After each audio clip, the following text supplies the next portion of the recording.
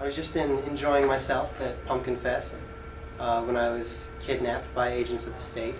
My property was stolen from me, and I was put in a cage for almost 2 days. This was in violation of my natural rights, my right to life, liberty, and property, and my rights as a sovereign individual. And it was also in violation of Article 2 of the New Hampshire Constitution, which states that all men have certain natural, essential, and inherent rights, among which are the enjoying and defending life, liberty, and property, or, acquiring, possessing, and protecting property, and in a word, of seeking and obtaining happiness. Okay, well, let me ask you a simple question. If it's against the law to be in possession of marijuana in the state of New Hampshire, do you think you have the right to possess it? Yes, the law is in violation of both my natural rights as a sovereign individual and in violation of the Constitution of New Hampshire. It's in violation of Articles 2, 4, 5, 6, and Article 10, which is the right of revolution. Government being instituted for the common benefit, protection, and security of the whole community, and not for the private interest or emolument of any one man, family, or class of men. Therefore, whenever the ends of government are perverted and public liberty manifestly endangered, and all other means of redress are ineffectual, the people may and of right ought to reform the old or establish a new government. The doctrine of non-resistance against arbitrary power and oppression is absurd, slavish, and destructive of the good and happiness of mankind. So is it your position that the laws of the state of New Hampshire do not apply to you? It is my position that the laws of the state of New Hampshire are immoral and in violation of both my natural rights and the Constitution. Okay. And that's your story, and you're sticking to it.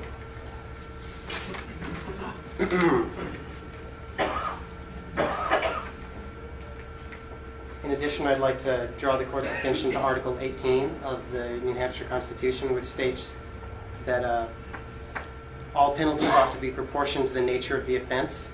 No wise legislature will affix the same punishment to the crimes of theft, forgery, and the like which they do to those of murder and treason. Where the same undistinguishing severity is exerted against all offenses, the people are led to forget the real distinction in the crimes themselves, and to commit the most flagrant with as little compunction as they do the lightest offenses. For the same reason, a multitude of sanguinary laws is both impolitic and unjust, the true design of all punishments being to reform and not to exterminate mankind. I'd also like to remind the Court that it was 0.18 gram, which is less than 1/5 of a gram.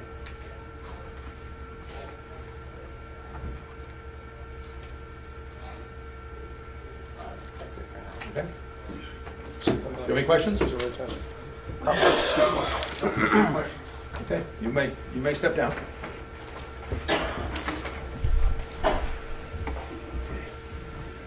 Does Mr. Pierce have any further evidence?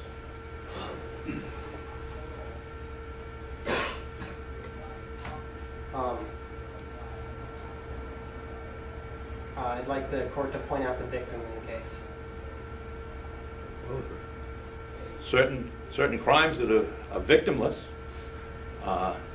These laws were pertaining to marijuana was passed for the protection of society because somebody in their infinite wisdom just thought that possession of marijuana was a crime.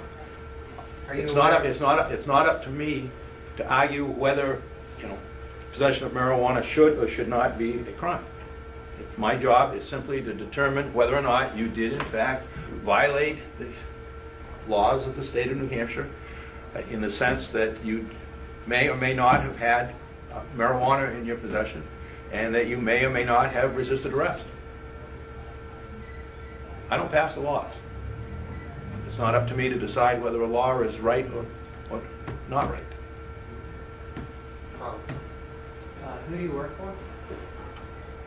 He works for the state of New Hampshire, and I believe we've been through this routine before. Is there anything further you wish to say regarding these matters? I don't think this was a fair trial because both the judge and the prosecutor are on the same team. Okay, well, you have the right. If I should find you guilty, you have the right to appeal and take that issue to a higher court. Nothing further. Okay. Based on the evidence before me, I do find that you had marijuana in your possession. I am satisfied that the chain of custody indicates that the substance that was removed from your body, your possession, is the same substance that was delivered to the state crime lab and analyzed as marijuana, and it is the same substance that has found its way back to be exhibit number 1 in this case. I also find that you did resist arrest. It may have been a peaceful resistance.